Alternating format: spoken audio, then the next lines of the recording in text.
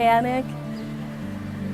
Sometimes we jump ahead to the worst case scenario. We think, oh my gosh, it's gonna take this turn, or I just know it's gonna take this path, and you don't know.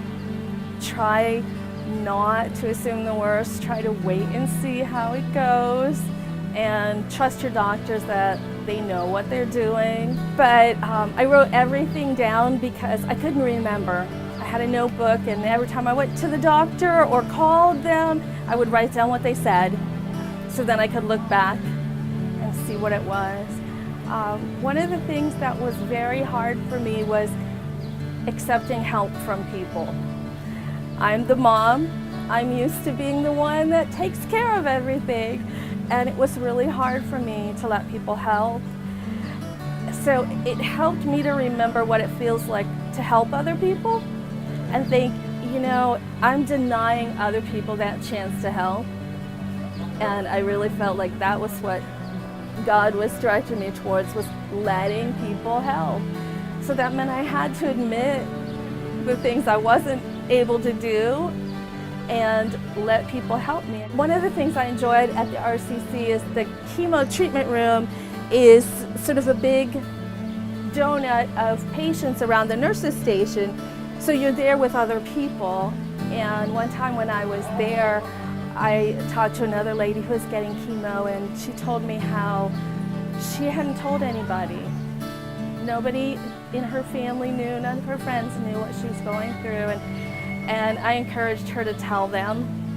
And she said, you're speaking God's word to me. This is an answer to prayer, because I didn't know what I should do.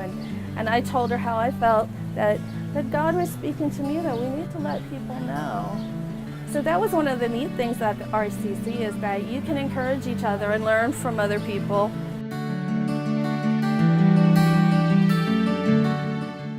Well, one of the things that gave me hope was seeing other people who were finishing or had finished. One of the volunteers at the RCC that came around and brought us snacks and things, he was a cancer survivor himself. So it was neat to talk to people who had gone through it and recovered. And they could say, don't worry, you'll get through it. So I think that was very helpful, talking to other people who'd gone through it.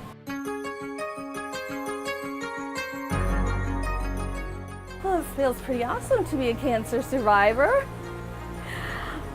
You definitely learn to appreciate things that you didn't appreciate before, not to take things for granted.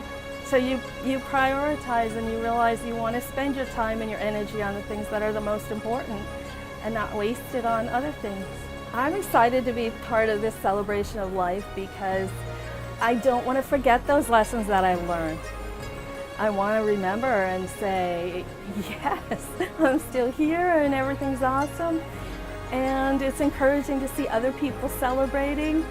And I see some people who are obviously still going through treatment, and I'm hoping that they'll be encouraged too, to see people that have come through it and are doing well.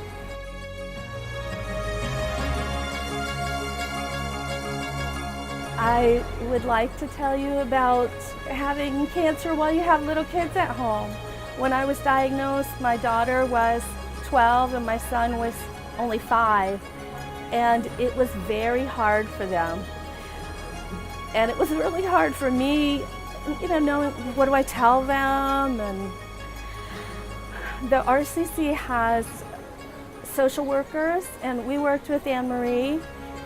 They have a program for kids where the kids could come, and they took them on a tour so they could see what was going on in the building. And they're not allowed to come during chemo treatments, but they were able to see the facility, see the room, the chairs, and everything after hours. So it wasn't such a scary, strange place. And they talked some about what is it like, so they had a chance to talk to somebody besides me and Daddy. And I think that helped. There are also lots of books and things about Mommy going through chemo, and wigs and hair. There is a volunteer hairdresser, hairstylist that comes to the RCC, and I brought the kids for that. and they picked out the wig for me. They have wigs that have been donated, and the kids picked it out, and she trimmed it and styled it for me. And we did that before my hair fell out, so the kids knew that that was okay. They were worried about what that would be like, that would be embarrassing. Mom didn't have any hair. So they helped pick out a wig. You need encouragement and support when you've got kids, because you're not only dealing with your own issues, you have to deal with theirs too. So the RCC, call up, ask for the social workers, and they're very helpful, very kind. Thank you, RCC.